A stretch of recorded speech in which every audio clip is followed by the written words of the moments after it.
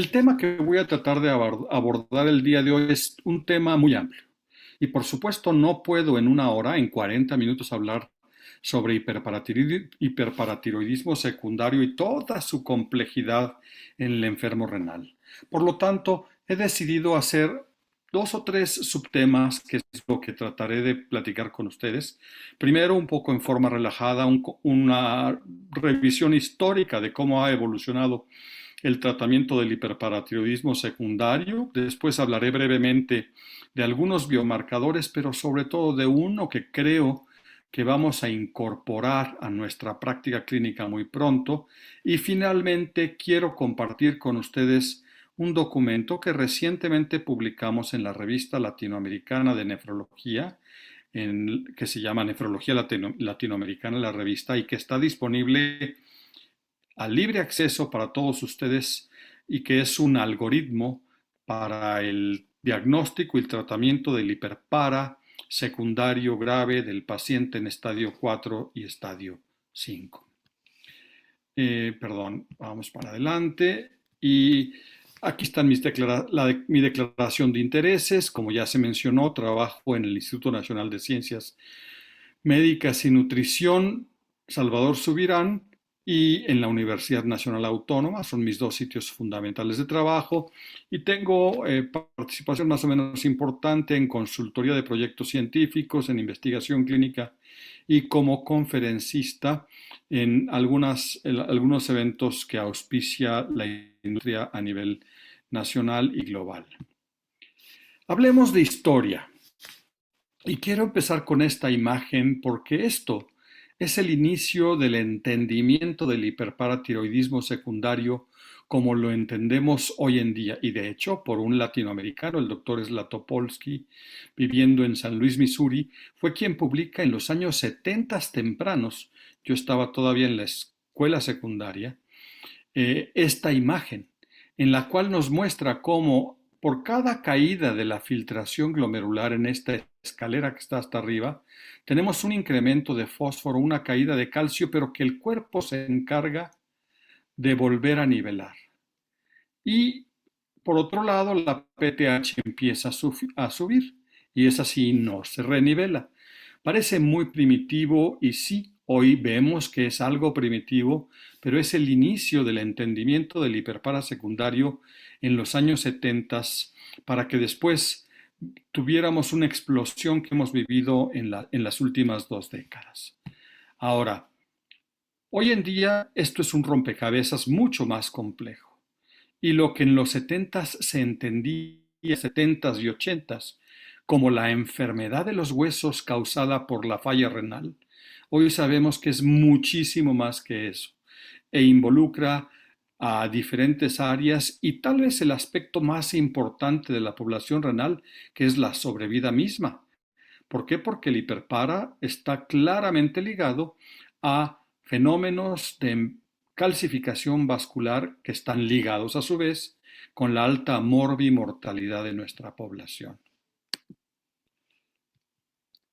Y vamos a recorrer en 5 diapositivas una historia, nada más para que quienes no la han vivido, no sé cuál es la edad de quienes están aquí acompañándonos, podrán haber algunos de mi edad o incluso superior a la mía, pero seguramente muchos más jóvenes que no recuerdan esto. De hecho, esto primero yo no lo recuerdo en mi vida de médico. ¿Por qué? Porque yo entré a la residencia en los 80s. En los 70s, el objetivo número uno era el control de la hiperfosfatemia con hidróxido de aluminio. Y el 2, el control de la hipocalcemia con soluciones de diálisis con un contenido muy elevado de calcio. No había metas, no había estandarización de la medición de PTH, no había molécula intacta, estaba esto en pañales apenas naciendo. Esos fueron los años tempranos. Y también el uso de la paratiroidectomía subtotal para el control del hiperpara secundario era lo que estaba en boga, pero los resultados eran muy, muy pobres. Como pueden ver, en esos tiempos, en los 70, surge una enfermedad que ya muchos no nos tocó casi ver, que es la enfermedad ósea por acumulación de aluminio en el hueso, una forma de osteomalacia, y una enfermedad neurológica degenerativa que era la encefalopatía por aluminio, que era una forma de degeneración neuronal. Esto ya casi no nos tocó a muchos y el tiempo fue evolucionando y desapareció el aluminio. En los años 80 se logran avances, inicia el empleo de carbonato de calcio y acetato de calcio, sustituyendo al hidróxido de aluminio que tenía estas toxicidades, aunque he de decir que desafortunadamente en algunos países de América Latina todavía se sigue utilizando el hidróxido de aluminio, aunque parezca mentira. Se empieza a considerar la reducción de la concentración de calcio en las soluciones de diálisis. Aparece el calcitriol como un elemento terapéutico para el manejo del hiperparasecundario y nos pasamos a la década de los 90, ya una nueva era. En los 90 empieza el énfasis y se pone foco en el manejo de los niveles séricos de calcio y de PTH.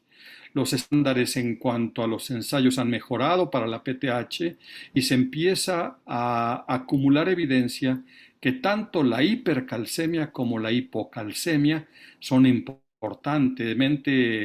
importantemente relacionados con morbilidad en el paciente renal. Aquí en los 90, al final de los 90, empiezan los análogos de vitamina D como el paricalcitol, que seguramente ustedes usan, seguramente están varios tipos en el Ecuador. Aparece el clorhidrato de cebelamero y el lantano, que son quelantes de fósforo no cálcicos, perdón. Y aquí es donde empiezan a haber evidencias tempranas del riesgo de uso de calcio oral en grandes concentraciones. Se aprueba el clorhidrato de sebelamer y se descubre el sensor de calcio, lo cual nos lleva a un mejor entendimiento de los mecanismos moleculares involucrados en el hiperparasecundario.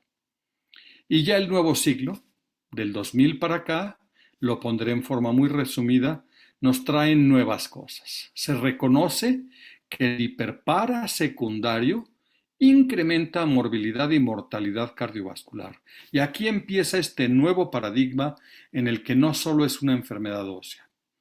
Se cambia el foco a la prevención y al manejo de calcificaciones vasculares. Se hace muy claro que es muy importante controlar simultáneamente los tres indicadores, calcio y fósforos séricos, así como el nivel de PTH, y se empiezan a identificar nuevas moléculas que participan en la génesis de las alteraciones del metabolismo óseo del paciente con enfermedad renal crónica, como las que están aquí anotadas. Así, a principios del siglo vienen las primeras guías, las KDOQI, que nos hablaban de un valor de PTH entre 150 y 300. Poco tiempo después se aprueba el Sinacalcet por la FDA. El carbonato de cebelamero, que es una nueva forma de cebelamero, se aprueba. Y las guías KDIGO, primera versión, aparecen en el 2009 para después ser reeditadas, reajustadas y modificadas en el 2017. Si viéramos una línea del tiempo para los quelantes de fósforo, veríamos cómo partimos con gel de hidróxido de aluminio y magnesio, quelantes cálcicos, cebelamero, lantano, luego vienen otras formas de calcio como el acetato de calcio o el carbonato de magnesio, el nuevo cebelamero de versión carbonato que evita acidosis y algunos que todavía pues no están disponibles como los quelantes de hierro y la colestimida, que no sabemos cuándo ni cómo van a estar aprobados, pero que ahí van en el camino. En forma similar, el tratamiento, otras drogas que se empiezan a incorporar aparecen en forma sucesiva. Primero teníamos la 25-hidroxivitamina D desde los 60s y los 70s con muy poca efectividad porque es una vitamina D no activa. Después calcitriol y alfa-calcidiol y luego tenemos todos los análogos para que finalmente ya en este siglo aparezca el Sinacalcet. Así pues tenemos que los trastornos minerales y óseos de la enfermedad renal crónica es una entidad muy compleja en la que se tiene un triunvirato. Por un lado, arriba a la derecha, la enfermedad ósea, con morfología ósea anormal, con alteraciones del recambio, mineralización, volumen, crecimiento lineal y fuerza de los huesos. Abajo, múltiples anormalidades de laboratorio que pueden ahí verse, algunas que podemos medir en la clínica y otras que todavía no son de uso clínico como FGF23 y a la cual le dedicaré un tiempo. Y por supuesto algunas consecuencias clínicas, algunas consecuencias anatómicas de gran importancia para la sobrevida del paciente, como es el fenómeno de la calcificación extraósea a nivel vascular. Por Dios. ¿Podrían apagar su micrófono, por favor? Les pido, por favor, a quien se le prendió su micrófono nos lo apague. Gracias. Calcificación vascular, tejidos blandos y rigidez, por supuesto, arterial, que es importantísima. Entonces, ¿qué es esto? Es un síndrome clínico muy amplio que se desarrolla como un trastorno sistémico del metabolismo mineral y óseo y que es secundario a la enfermedad renal crónica y se manifiesta por una combinación de los siguientes tres factores: las anormalidades del laboratorio descritas, anormalidades de recambio óseo, volumen, crecimiento, etcétera, y la calcificación vascular. Y si lo vemos arriba ya está dicho, pero tiene consecuencias clínicas muy importantes. El paciente que siente, el paciente que le pasa, pues tiene dolor óseo, tiene fracturas, tiene hiperplasia paratiroidea, requiere paratiroidectomía, pero a la derecha, aquí abajo en las consecuencias y aún con mayor peso, tiene una importancia enorme en el desarrollo de eventos cardiovasculares, en hospitalización y en mortalidad. Estos son nuestros marcadores tradicionales que utilizamos día a día en el diagnóstico y en el manejo de nuestros pacientes con hiperparatiroidismo secundario o más bien, más ampliamente, en los trastornos minerales óseos que pueden ser de tipo hiperpara o no. También hay las formas de enfermedad, hay la enfermedad ósea dinámica o las enfermedades mixtas. Y estos que vemos aquí, perdón, se trabó mi mouse, ahí está. Son nuevos biomarcadores que hemos venido explorando a nivel de investigación en muchas publicaciones. Y pongo hasta arriba a FGF23 porque es el que tiene más fuerza. Hay trabajos como el estudio EVOLVE en el que tuve la fortuna de participar que demuestran claramente que los niveles elevados de FGF23 son fuertes predictores de la mortalidad cardiovascular y como ese hay muchos estudios que lo han venido reforzando. Cloto, que es una molécula muy interesante, osteoprotegerina, osteopontina, muchos otros, pero le dedico un tiempo a FGF23. ¿Qué es el FGF23? Bueno, pues FGF23 es una hormona peptídica con efecto fosfatúrico. La producen los osteocitos en el hueso, se encarga de aumentar la excreción renal de fósforo, se secreta en respuesta a un aumento de vitamina D, reduce vitamina D activa mediante inhibición activa de la alfa-1 hidroxilasa a nivel renal. Todos tenemos FGF23 que se puede medir. Señaliza a través de un receptor propio y de cloto como correceptor, que se encuentra casi exclusivamente en glándula paratiroidea y en riñón. Cloto es otra molécula muy interesante. Y actúa directamente sobre hueso, sobre riñón y posiblemente sobre corazón, porque hay estudios muy interesantes de la relación de la hipertrofia ventricular y los niveles de FGF23. Entonces, si ponemos al FGF23 en el centro de esta imagen producido en hueso, vemos cómo se relaciona con estos tres marcadores. Con fósforo disminuye su reabsorción en túbulo proximal y aumenta su excreción, pero de regreso, los niveles elevados de fósforo estimulan la secreción de FG23, o sea que es un círculo redondo. Lo mismo pasa con vitamina D. FGF23 es una hormona reguladora que disminuye los niveles de 1,25, pero 1,25 regula positivamente la expresión. Y FGF23 tiende naturalmente a suprimir la secreción de PTH, pero la PTH de regreso, en esta forma como funciona La homeostasis regula positivamente la expresión de esta molécula.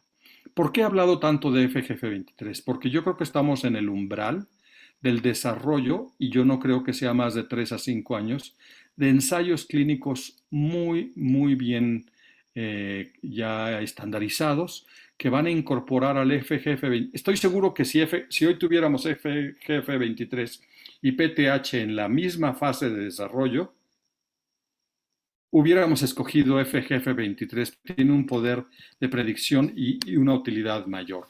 Si vemos esta línea del tiempo, fíjese cómo aquí tengo en este eje filtración glomerular desde 90 hasta llegar a esta parte de diálisis. Esto es de Miles Wolfe y es realmente muy bien hecho, todos lo deben conocer. Y si este paciente se trasplanta, aquí está el periodo post-trasplante. Entonces vemos cómo el primer marcador que se empieza a incrementar en rojo es el FGF23, es el que alcanza los niveles más altos. Después de esto, la hormona paratiroidea empieza a salir de lo normal cuando estamos por abajo de 45 de filtración o más tarde. El fósforo no sale de la normalidad sino hasta muy hasta tardíamente. Y eso pasa con otras moléculas que tardan mucho tiempo, hasta fases tempranas, para tener este comportamiento anormal. ¿Ok? Entonces, perdón, creo que estaba señalando mal, este es FGF23, este es vitamina D, el tercero es PTH y el fósforo, que es el azul, estaba yo señalando inadecuadamente, pues se eleva muy tarde. Todos sabemos que la hiperfosfatemia no es un marcador temprano de la enfermedad renal crónica, sino hasta cuando el paciente está ya en estadio 4 o más adelante. Guías. Surgen las guías, primero a la izquierda las guías Kadoki y después a la derecha las guías Cadigo del 2017, me brinqué unas intermedio, y vemos cómo cambian a lo largo del tiempo. Particularmente lo que más cambió fue PTH. Aquí nos decían una PTH de 150 a 300, había que mantenerla mucho más estrecha. Años después a mí me tocó participar en este panel de Cadigo, que fueron muchas reuniones, tiempos en los que viajábamos y que nos reuníamos todos y que eran, pues en esa parte muy divertido, pues se amplió a 2 a 9 veces. ¿Por qué? Porque no era práctico, no era viable tener a los pacientes en 300 y se buscó por lo menos alcanzar estos valores. También en cuanto a fósforo, se buscó que fueran normal y que calcio fuera normal, no como se hacía antes en Kadoki, que había un poco más de liberalidad. Guías hay muchas y después de esas, bueno, antes de mostrar otras guías, tendremos que reconocer que las evidencias científicas con las que se realizaron las primeras recomendaciones eran muy escasas, que las guías Cadigo también se basan en evidencias limitadas, sin embargo ya representan una mejor revisión y lo mejor que tenemos hasta el momento, y las Cadigo, que son las que prevalecen hoy en día, son más flexibles en metas bioquímicas, precisamente para tomar en cuenta tendencias e individualidades en el manejo y hacer posible cumplirlas. Otras guías, tenemos el ejemplo de las españolas y que están a la izquierda, y las que publicamos en el 2013, un grupo que participamos de la Sociedad Latinoamericana.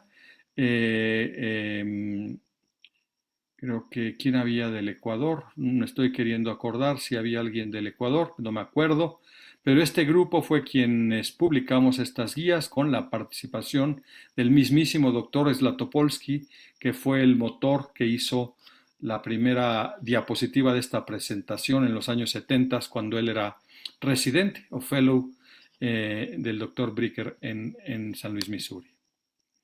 ¿En qué se basan las guías? Pues se basan en muchas cosas, pero en algo muy importante es en los estudios de mortalidad. Y tomo aquí este ejemplo del estudio Cosmos, que lideró el doctor Kanata y que nos muestra cómo la curva de calcio tiene todo lo que está cerca del 1, pues es lo que se acerca a la disminución de la mortalidad. Esto es riesgo relativo.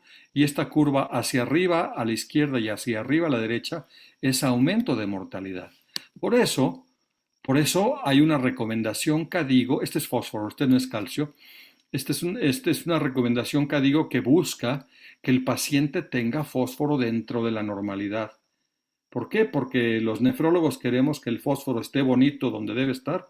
No, porque si está muy bajo, por razones A o B, se asocia a mayor mortalidad, generalmente desnutrición y otras causas. Y si está muy alto, hiperpara completamente descontrolado, que también se asocia a mayor mortalidad. De manera análoga les muestro las gráficas de Cosmos para calcio. Y aquí vemos cómo la hipercalcemia, sobre todo, tiene esta curva ascendente. Cuando tenemos calcios por arriba de 10 y 11, vean cómo la curva de mortalidad sube en forma casi exponencial.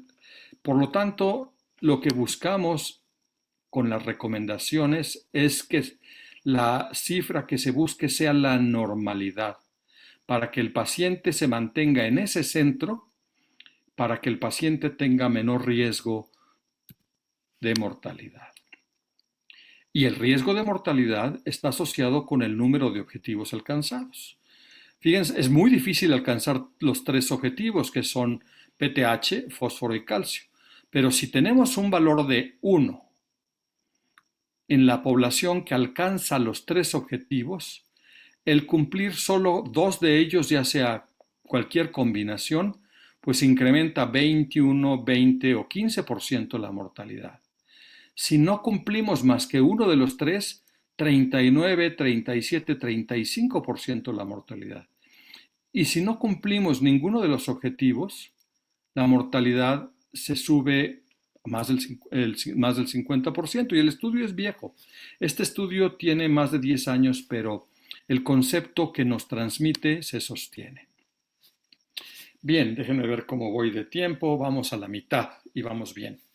Voy a dedicar la segunda mitad de esta ponencia a platicar con ustedes un documento y que quiero que todos revisen. Primero les quiero decir que el documento está de libre acceso. Se mete al portal de la revista Nefrología Latinoamericana. No tiene costo, es de libre acceso y es un algoritmo para el diagnóstico y tratamiento del hiperpara secundario del paciente con enfermedad renal crónica avanzada, es decir, estadios 4 y 5. Y esto es lo que,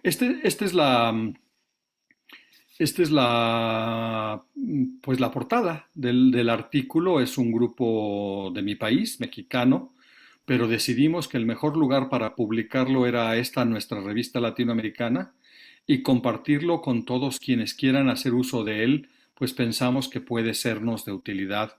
¿Por qué? Porque lo que buscamos es que también sea algo que esté adaptado a la América Latina. No siempre se cuenta con todos los recursos. Hay veces que no tenemos ni PTH en algunos centros y en algunos países y en algunos momentos. Y por eso hemos incluso hasta recomendado que si no tienen PTH por alguna razón en algún centro, pues por lo menos tienen fosfatasa alcalina. Y que claro que no es un sustituto óptimo ni apropiado, pero que nos puede dar información de utilidad.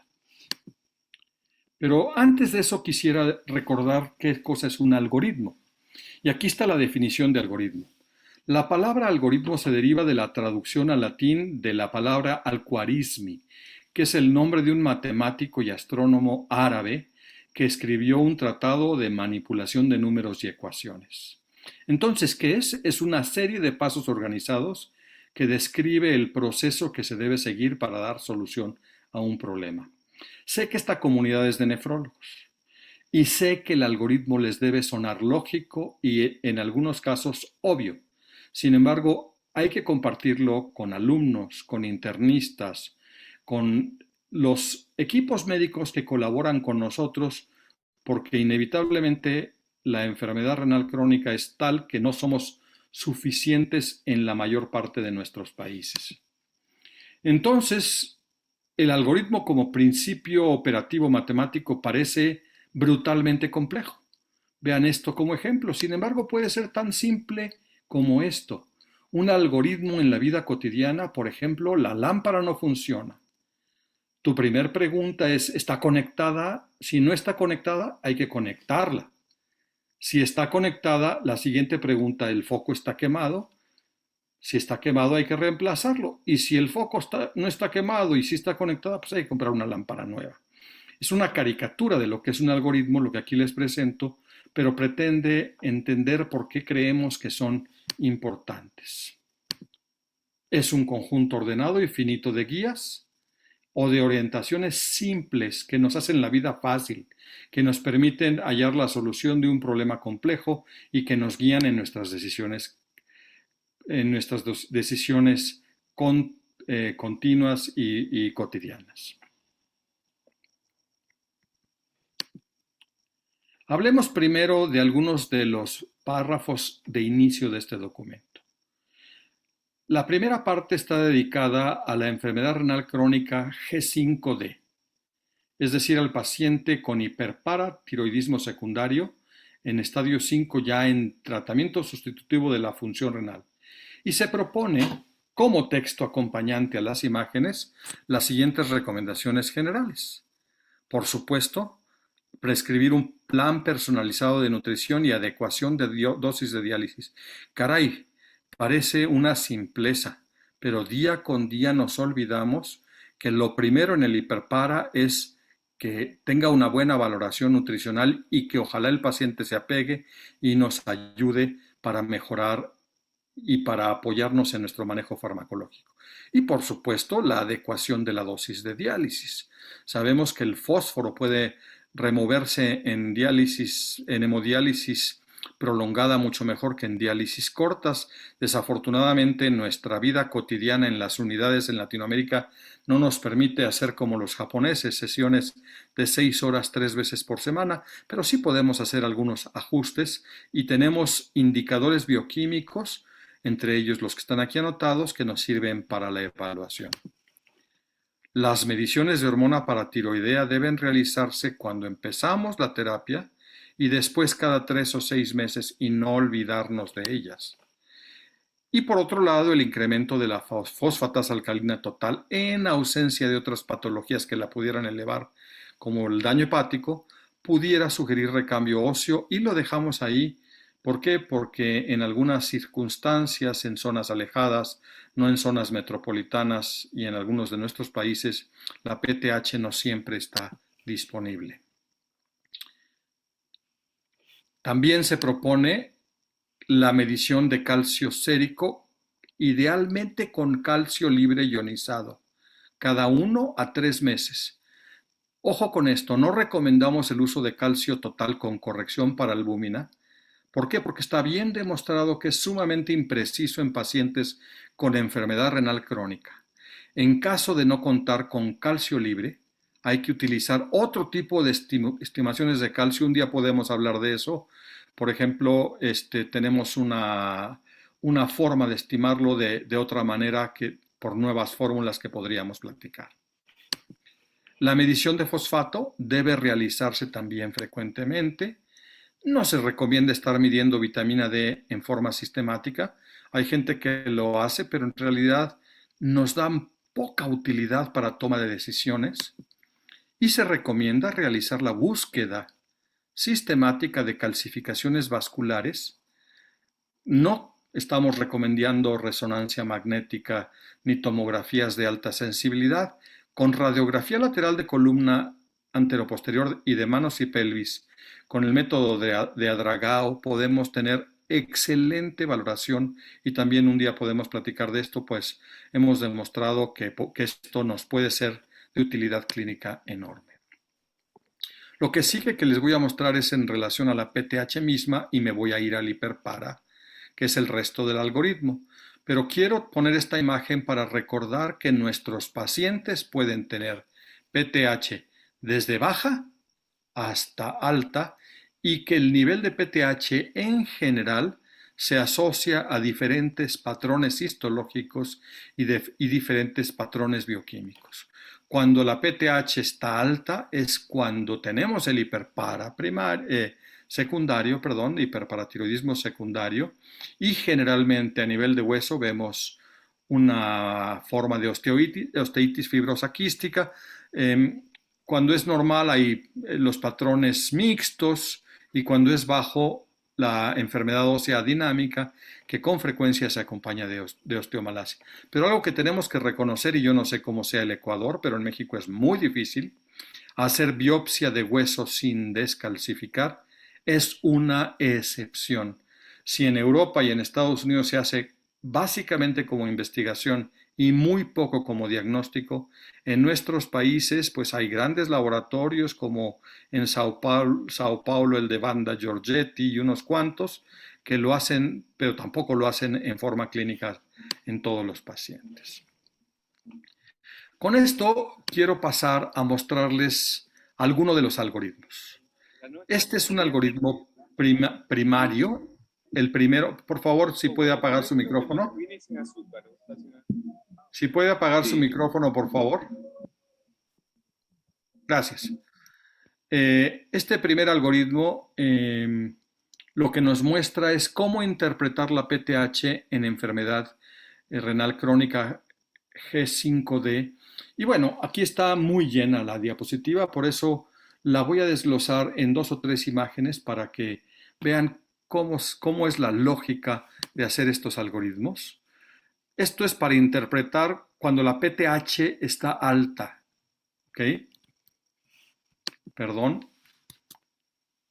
Uy, se me metió una imagen. Déjenme, perdón, aquí sacar los controles flotantes que se me metieron ya. Bueno. Entonces, si la PTH es mayor a los valores objetivo, que es más de 9 veces al límite, hay una serie de consideraciones diagnósticas que propone el algoritmo. Si tenemos varias determinaciones que identifican un aumento, habitualmente una duplicación basal, por ejemplo, de 180 a 360 sin llegar a ser 9 veces el límite, ya correlacionan con elevaciones de concentración de fosfatasa alcalina, ya nos indican que hay un foco amarillo que hay que tener presente. Si solo hay una determinación de PTH, debe identificarse si ya alcanzó 9 veces el límite superior de referencia, en general arriba de 600. ¿Por qué tengo estos dos criterios? Porque el primero me prende un foco amarillo y me dice, ojo, hay que estar viendo qué pasa, si sigue la tendencia ascendente vas a tener que actuar, y si estaba en 150 y pasó a 300 y pasó a 500, pues a lo mejor tomamos decisión de actuar antes de que llegue a 670. Y con respecto a tratamiento, pues va a haber otro algoritmo, que es el algoritmo 2. Cuando la PTH intacta está dentro de el valor normal, que es de 2, no normal, esperado o aceptable para el paciente en diálisis, que es de 2 hasta 9 veces el límite superior, pues tendrán, esto no es muy frecuente, y menos en hemodiálisis, es más frecuente en diálisis peritoneal. Se considera rango apropiado, también puede ser resultado de tratamiento farmacológico, que el paciente estuviera como se mostró antes en rojo y que ahora pase a esta categoría. Y este paciente, si está en rango, el uso de vitamina D o sus análogos generalmente no se recomienda. Ojo, no se recomienda si ese es el nivel en el que están, pero si se logró que ese nivel se alcanzara con los fármacos, pues no se quitan. Ahí está la complejidad del hiperpara. Cada paciente es diferente. Cada paciente tiene que tener un análisis y usar este algoritmo como una guía general, pero el paciente individualizado es siempre, siempre fundamental. Y bueno, mucho menos frecuentemente, a veces visto en diálisis peritoneal, si la PTH está baja, por debajo de 2 veces, digamos que un valor normal de 60-70 de PTH en un paciente que esté en diálisis, es algo que sugiere que el paciente tiene alto riesgo de tener una enfermedad de bajo recambio óseo, que es una enfermedad que se acompaña también de mucha calcificación vascular, que es una forma de presentación que se acompaña de un hueso muy anormal y muy frágil y que también debe atenderse. Y Con respecto a tratamiento, hay alguna serie de medidas generales como suspender quelantes orales de fosfato, vitamina D o análogos de vitamina D. Hasta ahí la interpretación de la PTH para pasar al segundo algoritmo, que es tal vez el centro de esta publicación, que es qué hacer cuando ya el paciente tiene hiperpara secundario en cuanto a medidas terapéuticas y de diagnóstico. Este es el algoritmo general como lo van a ver en una página y lo presento aquí brevemente en forma desglosada. Regresamos a lo mismo. El paciente estando en diálisis debe tener la mejor dosis de diálisis, un buen plan de nutrición, deben evaluarse las alteraciones bioquímicas, sobre todo PTH, calcio, fósforo y PTH, inicial a los 3 y 6 meses. Calcio y fósforo puede ser ideal tenerlos cada mes, mínimo cada 2 o 3 meses. Una vez hecho el diagnóstico de hiperpara secundario, que es PTH superior a valores objetivos, que es arriba de 9 veces, el siguiente paso es evaluar la calcemia para tomar una decisión de cómo vamos a actuar. El hiperpara se trata diferente dependiendo del nivel de la calcemia, idealmente medida con calcio libre. Y tenemos 3 opciones: que nuestro calcio libre esté normal, que en el centro, que tengamos hipercalcemia, como se ve a la izquierda, o que tengamos hipocalcemia. Me voy a pasar a revisarlos en forma independiente. Imaginemos que lo que tenemos es hipercalcemia, un calcio libre arriba de 5, y si no tenemos calcio libre, un calcio total corregido o no corregido arriba de 10,5 o 11, depende de cada laboratorio. El hecho es que el paciente tiene hipercalcemia.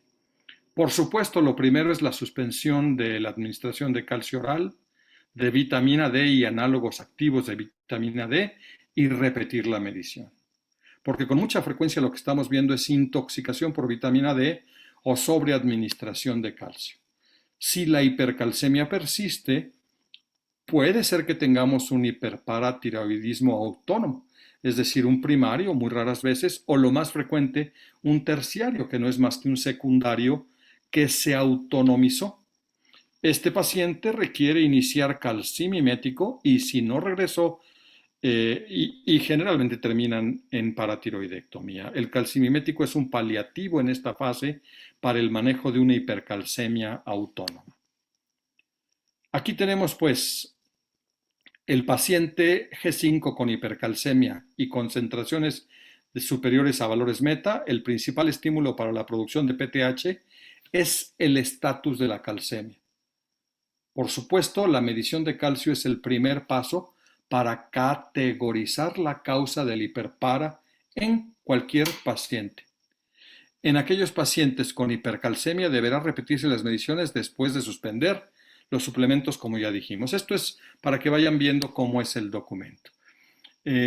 Aquellos con cifras elevadas de PTH e hipercalcemia persistente no asociada al suministro de calcio, que puede ser por fuentes ocultas, serán catalogados como hiperparatiroidismo autónomo. Y aquellos con autónomo deben recibir tratamiento. Este es el texto que acompaña esa imagen. Ahora, si hablamos de normocalcemia o de hipocalcemia, y aquí las manejamos juntas por razones obvias, el manejo debe ser seguido siempre de la evaluación del estado de fósforo y del fosfato. ¿Y cómo puede estar el fósforo? ¿Alto? Bien, o bajo. Si hay hiperfosfatemia con normocalcemia o si hay hiperfosfatemia con hipocalcemia, lo primero es la restricción de fósforo de la dieta y adecuar la dosis de diálisis. A continuación, si hay normocalcemia e hiperfosfatemia, quelantes orales de fosfato no cálcicos y, por supuesto, podría estar indicado el uso de calcimiméticos. Pero si hay hipocalcemia, obviamente los calcimiméticos no caben. Se dan quelantes orales de fosfato cálcicos con un aporte significativo de calcio elemental. Cuando hay normofosfatemia, también haya o no normo o hipocalcemia, por supuesto volvemos a la restricción de fósforo, pero si hay normocalcemia con fósforo, perdón, normocalcemia con normofosfatemia con una PTH elevada, pues lo que se requiere son quelantes orales de fósforo no calcio y se puede agregar vitamina D activa como paricalcitol, como calcitriol incluso, o calcimiméticos, o a veces se requiere la combinación de ambos. Si hay hipocalcemia, pues por supuesto los quelantes deben ser cálcicos y lo que se da es vitamina D y nunca calcimiméticos porque la hipocalcemia los contraindica. Y bueno, en fósforo bajo, que es muy raro, lo primero que hay que hacer, tengas normo o hipocalcemia, evaluar el estado de nutrición. Por supuesto, si hay hipofosfatemia y normocalcemia, hay que considerar que hay hasta un error de medición, pero si se corrobora, pues se puede dar vitamina D o calcimiméticos o combinación de ambos. Y cuando hay hipocalcemia con fósforo bajo, lo que debe darse es calcio y vitamina D activa. Ya vamos a acabar, porque para prediálisis no me voy a detener. Este es el algoritmo. No lo voy a explicar porque se maneja de la misma manera con la misma mecánica y está perfectamente descrito, pero también consideramos lo específico para este paciente G4 y para este paciente G5 que no ha llegado a diálisis, que no es igual. Se parecen muchas cosas, pero el manejo del paciente tiene algunas diferencias. Y no lo voy a detener porque el tiempo se nos ha consumido, pero habría que revisarlo en forma detallada. Quiero ya casi terminar con una serie de conceptos. ¿Qué son las guías o las recomendaciones de práctica clínica y qué son los algoritmos? Son documentos informativos que nos asisten a nosotros y al paciente sobre circunstancias clínicas específicas y que han sido desarrollados en forma sistemática. Son un intento de compendiar extensos acervos de información y conocimiento médico en un formato conveniente. Hay cientos de artículos detrás de una tabla tan simple como esa. Son instrumentos que buscan responder preguntas clínicas para decisiones médicas y si están bien elaboradas, establecen los razonamientos y las evidencias que llevan a las decisiones que tenemos que tomar. Y las guías tienen niveles de fortaleza para recordarnos. Pero recordemos, perdón, tienen niveles de fortaleza, pero debemos recordar qué sí son y qué no son. Son guías para nuestra práctica clínica individual y muy compleja y no son leyes ni dogmas ni conocimientos absolutos. ¿Por qué? Porque en medicina tenemos que individualizar, no perseguir una meta de laboratorio, debemos identificar las variables, los individuos con riesgo, buscar las tendencias que nos sean útiles y nuestros pacientes son cada uno de ellos un reto, una oportunidad para aprender más y para tomar la mejor decisión individualizada. Con esto, pues quiero agradecer nuevamente a la comunidad que me escucha, a mis amigos de Ecuador y quienes vengan de otras partes de Latinoamérica, porque vi que por ahí hay gente de Venezuela y no sé si de algún otro país, recordando siempre que nuestra meta es el bienestar de nuestros pacientes, dar una modalidad A o B. Por eso tenemos que usar todos nuestros recursos de la mejor forma que nos sea posible y siempre buscar el desarrollo de mejores. Muchas gracias y con esto dejo de proyectar para ponerme a sus órdenes.